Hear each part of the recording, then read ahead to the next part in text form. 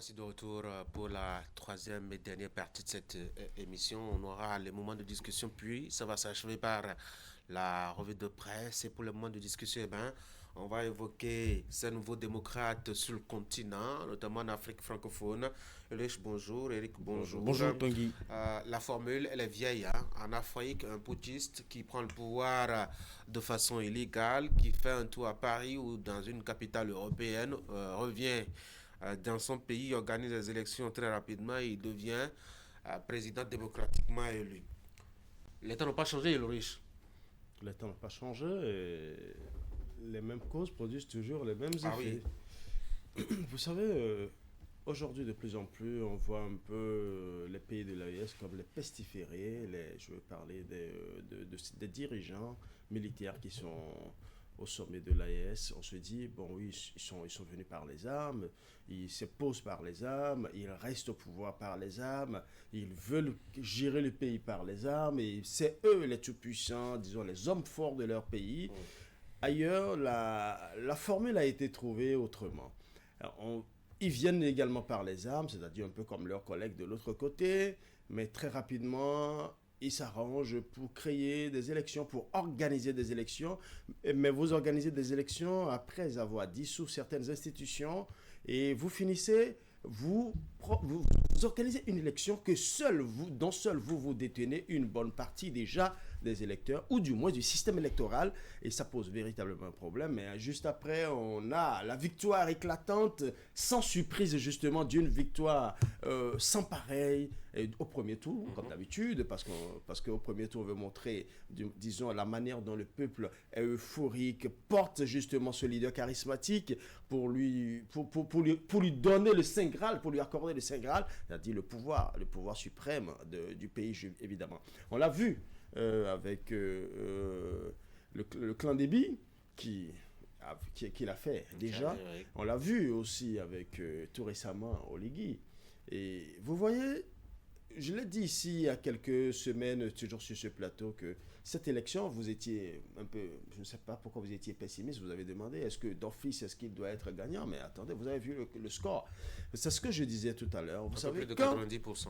Quand vous avez tout entre vos mains et que vous ne permettez même pas à ce que véritablement l'opposition puisse avoir un regard réel sur l'organisation de cette élection, je ne dis pas qu'elle est fausse, je n'ai jamais dit ça, mais je dis si véritablement l'élection à un moment donné a eu le concours de toutes les parties prenantes, je pense qu'on aurait eu mieux. Bon, il y a aussi la CEDEAO qui a surveillé, il y a d'autres observateurs qui ont surveillé et qui ont dit qu'il n'y a pas de fraude majeure, comme d'habitude. C'est le français habituel, c'est la ritournelle, donc il n'y a pas eu de fraude majeure. Est-ce qu'il faut vraiment s'énerver Oligui, se fâcher il est président. La formule est toute trouvée là actuellement. On passe d'une nature, de la nature d'un putschiste à un président démocratiquement élu. Mais est-ce que la transition a été bien faite? Là, je ne peux le dire pour l'instant. Est-ce qu'il faut se fâcher de ce qui se passe si c'est la condition pour rendre normales et constitutionnelles les choses? Pourquoi pas? Peut-être avoir des regrets, parce qu'ailleurs, on n'est plus à cette étape des choses, voyez-vous. Vous savez, quand on a fini de prendre le pouvoir par la force et que on essaye de maquiller ce genre d'activité par des élections qu'on gagne avec un score presque soviétique, l'histoire n'oublie pas qu'on a pris le pouvoir par la force. Vous avez beau gagner les élections, vous avez beau installer des institutions, on gardera toujours à l'esprit, n'est-ce pas, le point de départ. Après, ce qui me dit que même dans le fond de l'esprit de ces personnes, elles sont convaincues que le système démocratique s'impose, n'est-ce pas? Et donc, quand ils finissent par utiliser la force, c'est voilà, le moment où il faut légitimer le pouvoir, le moment où il faut aller vers des élections où on est convaincu de gagner, arrive tôt ou tard. Vous verrez que ça soit au Mali, que ça soit au Burkina Faso, que ça soit au Niger, malgré les transitions dont on parle, le mot, nous finirons par organiser les élections, arrive toujours. Donc, ils sont convaincus que d'une façon ou d'une autre, c'est un système qui va s'imposer à eux. Parce que la démocratie, en réalité, c'est ce qui protège tout le monde, y compris même ces personnes. Parce que quand ce règne va prendre fin d'une façon ou d'une autre, ils ne sont pas éternels, eh bien, viendra le moment où on va leur demander compte. Et il n'y a que dans ce genre de système, n'est-ce pas, qu'on puisse véritablement les protéger. Regardez l'histoire de Dadis Camara. Malgré tout ce qu'on peut garder comme enfin, je dirais, souvenir parfois pas agréable de sa gouvernance, eh bien, il était en exil parce que le système est là où on a estimé que, voilà, il faut rentrer au pays. Il a eu droit à un procès, ça a été public, il s'est défendu parce que à chaque fois avec ses avocats, il prenait la parole, il parlait, il se défendait. Ce n'est que dans un système démocratique qu'on peut observer comme ça. Si la force devrait régler cette affaire, on sait aussi comment cela aurait pu se passer. Et aux dernières nouvelles, je pense qu'il a bénéficié d'une grâce. Il n'y a que dans un système politique où cela se fait. Et donc, ils le savent et je pense que le reste ce n'est que du maquillage parce que à un moment donné on a eu la boulimie du pouvoir, il faut y aller par la force mais après il faut faire en sorte que cela soit légitimé. Est-ce que les citoyens ou les peuples au niveau de ce pays se rendent compte véritablement de ce qui est en train de se jouer? En tout cas le Gabonais il est parti pour un mandat présidentiel. Il va prêter serment comme les autres chefs d'État dans toute démocratie. Je pense qu'il reçoit déjà des messages de félicitations. J'ai lu un article où Emmanuel Macron l'a reçu au téléphone. Et voilà comment ça évolue. On oublie qu'entre-temps, on a pris le pouvoir par la force. Parce que je dis, si, comme on dit, démocrate il était ou qu'il avait vraiment envie de rendre service à sa nation, il a pris le pouvoir en plein processus électoral. Il pouvait faire d'autres options, aller vers le recomptage des voix pour que le meilleur puisse gagner, ou suivre ce que la Constitution dit. On remet le pouvoir au président de l'Assemblée nationale qui organise les élections dans un délai raisonnable, et il suit, n'est-ce pas? Il fait ce toilettage, n'est-ce pas? Et on l'aura remercié, n'est-ce pas, pour avoir joué ce rôle. Il avait la possibilité de prendre le pouvoir, mais il ne l'a pas fait. Et je pense que cette façon de voir les choses aurait plus peut-être marqué les esprits. Mais je pense que le pouvoir est ce qu'il est. Et puis, nous en sommes là. Vive la démocratie.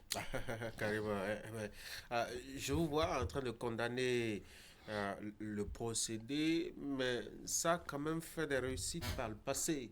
Je me rappelle que un certain, mettons quoi,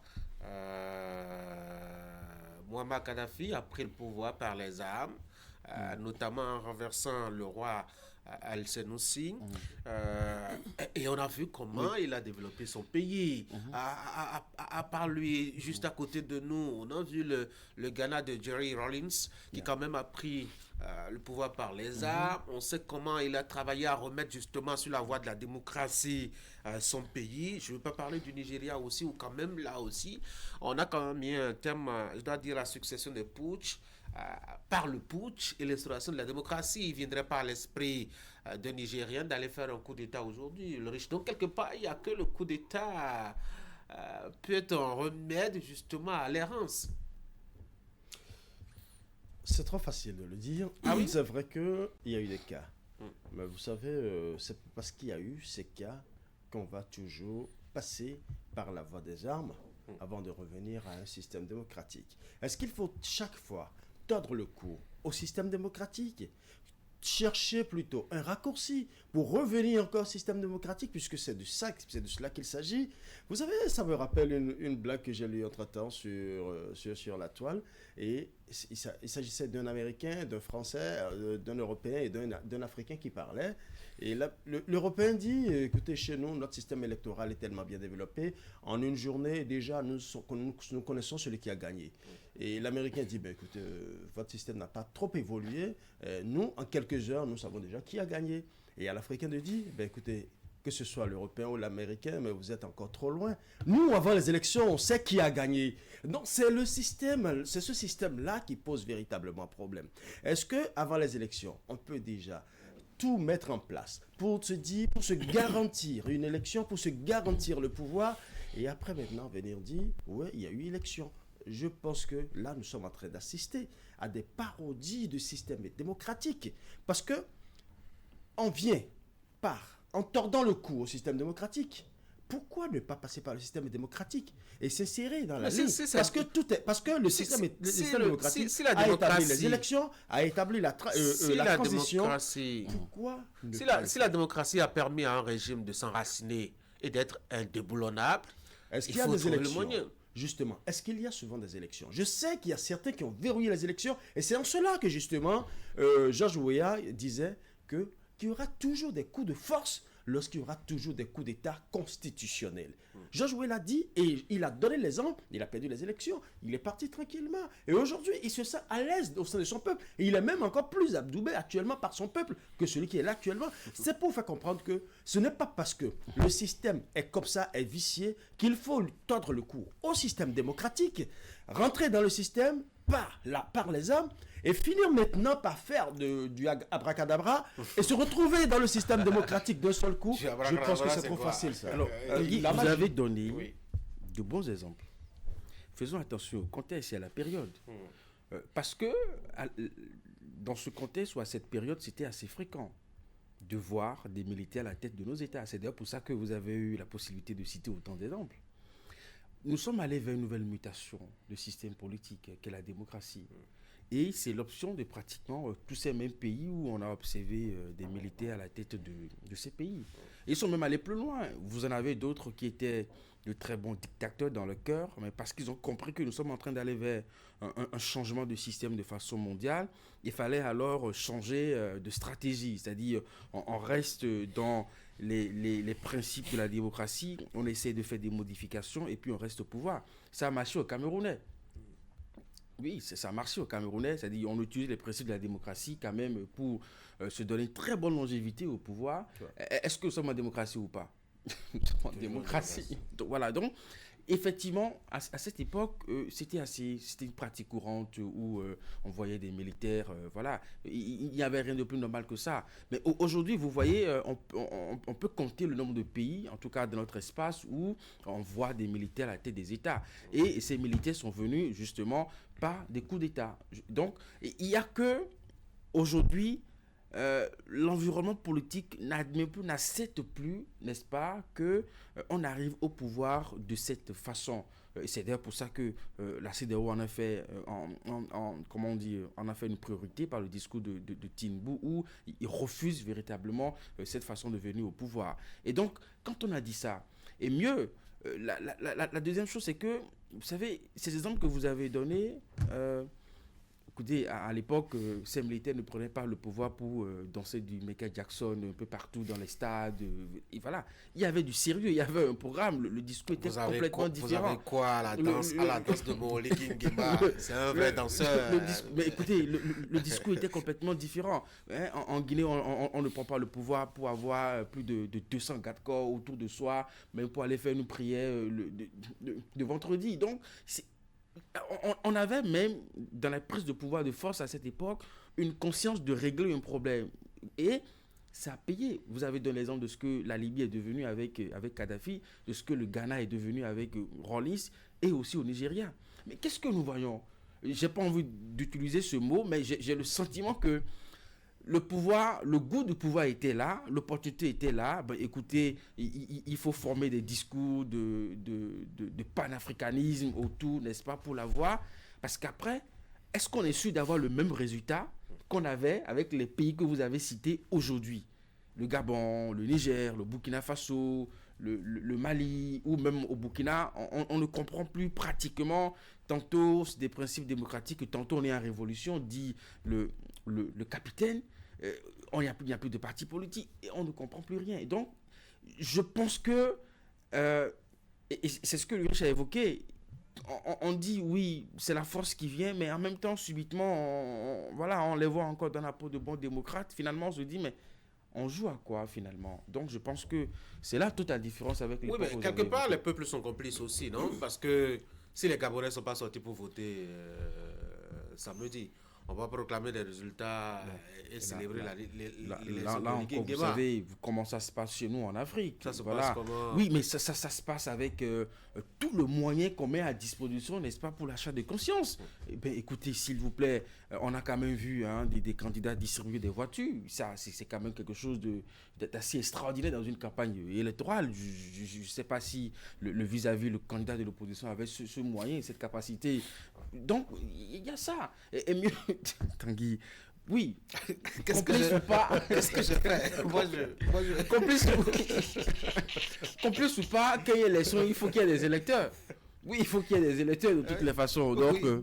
les électeurs sont sortis. Bon, le résultat est là. Le risque- Maintenant, j'espère que maintenant que on a quitté la peau d'un militaire pour un civil et maintenant pour un président démocratiquement élu, on va calmer son ardeur et s'occuper des réels problèmes des Gabonais. On va essayer de mettre un peu fin à cette distraction que nous avons vue depuis la prise de pouvoir par la force jusqu'aux élections. Parce qu'il y a du sérieux à faire. Quand il est quand même question d'un pays, il y a du sérieux à faire. Le riche. Vous savez, On disait que les peuples sont complices. Et bien évidemment, même si Eric semble les dédommager en parlant de corruption massive, ben, c'est parce que justement vous êtes corruptible. Quand vous avez une voiture, vous prenez pour voter. on ne peut évidemment pas dissocier la responsabilité du peuple. Vous savez, il y a deux choses à comprendre au niveau du peuple. Il y a d'une part l'extrême précarité dans laquelle on positionne le peuple et subitement on lui fait miroiter quelque chose qui va changer et le peuple se dit alors si ça paraît beau, alors, mais on sait que les promesses électorales n'engagent que ceux qui y croient. Le deuxième aspect, nous avons face à nous un peuple qui à un moment donné se dit nous sommes fatigués d'une dynastie, nous sommes fatigués d'une famille, nous sommes fatigués de voir souvent les mêmes personnes qui dirigent, mais très souvent on le fait par euphorie. Mais quand les données changent, l'euphorie s'estompe. La désillusion s'installe et on commence maintenant par voir les vraies réalités. Moi, je veux bien voir Brice Oligui Nguema faire exactement tout ce qu'il a dit. Et il a aussi dit que si après son mandat, s'il n'arrive pas à le faire, de le chasser du pouvoir. Qu'est-ce qu'il veut dire par là? Vous savez, quelqu'un qui est venu par les armes, qui a réussi à militariser, pratiquement l'ensemble du pays, qui mettait le pays sous son joug, à un moment donné, décide d'aller aux élections, qui va en campagne avec les moyens de l'État, face à ses adversaires, qui mettait toutes les institutions de la République sous son joug, et il va aux élections avec... Je n'exagère absolument rien. Étaient totalement Nous avons... libres et ont proclamé librement les résultats. Nous avons tous observé les faits. Et vous constatez que quel opposant parmi ces adversaires, qui parmi eux peut dire qu'il a eu véritablement les coups de franche pour aller à ces élections-là? Nous avons tous observé. Vous savez, nous ne sommes pas ici pour juger les personnes, mais nous observons les faits. Vous, quelqu'un qui a le pouvoir, qui mettait le peuple sous un joug militaire, s'il vous plaît, et qui, pendant tout ce temps, a mené les campagnes. Vous savez, les élections, c'est d'abord une histoire d'argent. En Afrique, ça a toujours été comme ça. Si les opposants n'ont pas eu la possibilité d'avoir les moyens de l'État... L'élection, c'est une question de moyens, hein, partout dans le monde. Partout dans le monde, oui. Mais en Afrique, il y a une exception. Quand vous avez un peuple qui croupit dans la misère, qui croupit dans une extrême précarité, et quand vous venez et que vous leur faites miroiter que demain sera meilleur, que le soleil va se lever sur leur toit et que le panier de la ménagère qui autrefois était troué sera subitement bouché et sera renfloué, mais ce pauvre paysan, il sera obligé de vous croire, il sera obligé de vous accompagner parce qu'il va se dire, voilà mon sauveur, voilà le Messie. Mais la désillusion, est-ce qu'elle ne sera pas au rendez-vous? Je veux bien croire aux promesses de Brice Oligui. Je veux bien croire aux promesses de ces hommes qui viennent par les armes et qui se retrouvent subitement dans la peau de démocrates. Je veux bien les voir faire mieux que ceux qu'ils ont renversés par les armes. C'est ça justement le plus important. Est-ce qu'ils pourront faire mieux que ceux qu'ils ont renversés officiellement par les armes et dont ils prennent maintenant les attributs officiellement, démocratiquement? Est-ce qu'ils pourront véritablement faire mieux? Parce que une chose est d'être un bon candidat, mais l'autre chose est d'être un bon président. Il y a beaucoup de présidents démocratiquement élus qui ont été très bons candidats, adoubés par le peuple. Mais quand ils sont venus au pouvoir, je dis bien, là je parle des démocrates qui sont venus par les élections, qui pendant longtemps ont été très bons candidats, adoubés par le peuple. Mais quand ils sont venus au pouvoir, qu'est-ce qui s'est passé? On a vu la désillusion, on a vu la déception du peuple, on a vu la frustration du peuple. Est-ce que véritablement ceux-là qui ont forcé, qui sont passés par les armes et qui aujourd'hui se retrouvent par un tour de magie, un tour de passe-passe subitement démocrate, est-ce qu'ils pourront faire mieux que les démocrates pontins qui ont pris le pouvoir? Quand le pouvoir change de main de cette façon au niveau de ces pays, certes, on peut, comme on dit, pas euphorique, comprendre la position du peuple, mais en même temps, on peut se poser la question de quels moyens dispose le peuple pour un moment donné, même si le peuple a commencé par avoir des éléments de déception, n'est-ce pas, pour réagir.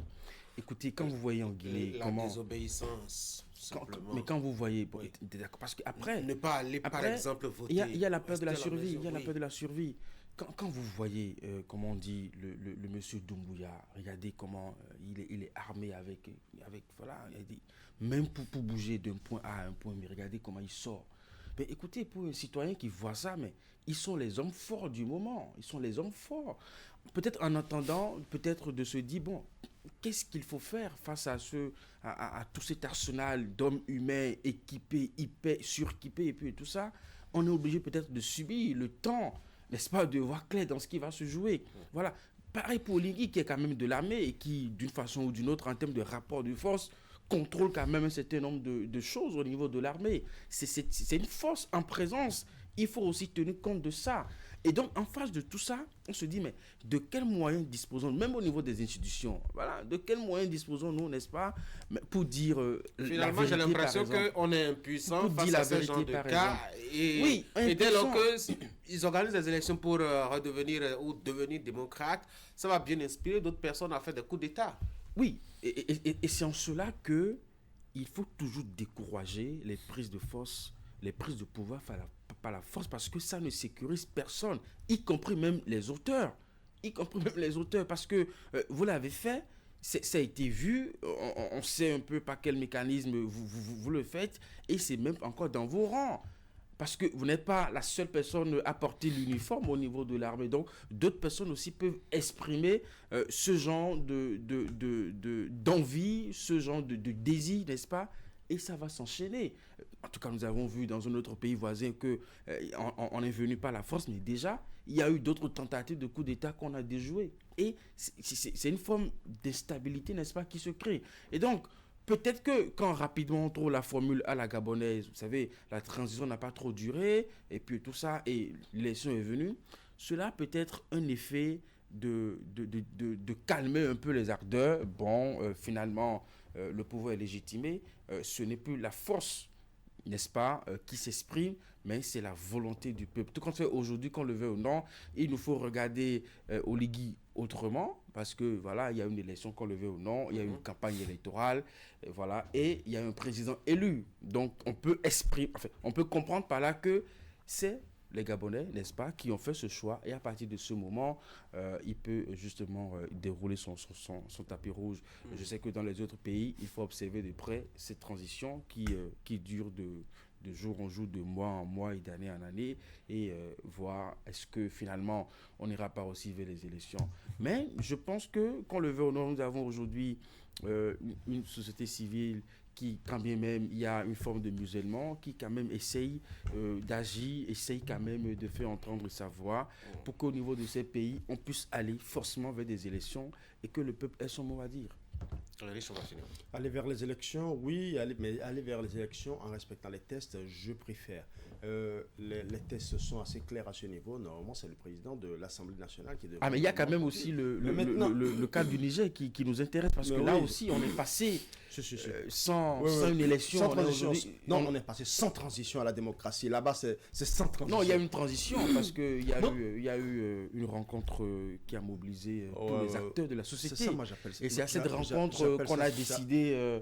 J'appelle simplement sans transition, parce qu'au moins quelqu'un a créé une transition ici qu'on appelle l'élection, même si l'élection devrait je dis bien devrait être organisé par quelqu'un d'autre, ou du moins par un autre le président d'une autre institution, mais puisqu'on a le pouvoir, et puisqu'on se dit tout puissant, et qu'on a tout le monde sous le joug, on peut organiser soi-même les élections, et être soi-même candidat. Vous savez, être jugé parti, c'est toujours facile de gagner. Ah ouais. Attendez, si je suis jugé parti, il n'y a personne qui puisse, et encore que je suis militaire, et que je maîtrise le pouvoir, Non, vous mais me le cas- direz que l'exception, on a vu l'exception au Bénin, avec du Niger, un président béninois qui était au pouvoir, qui a organisé les élections et qui a échoué. Oui, bon, Bon, voilà. mais Le cas ça- du Niger non, est très ingénieux. vous voyez, c'est ça. c'est une Il faut particularité légendaire. quand même une certaine finesse dans les choses. Mais bon, si on pense que c'est ça, la meilleure manière pour donner au peuple gabonais sa souveraineté, sa légitimité, et surtout aider ce peuple à mieux se porter les années à venir, nous le dirons.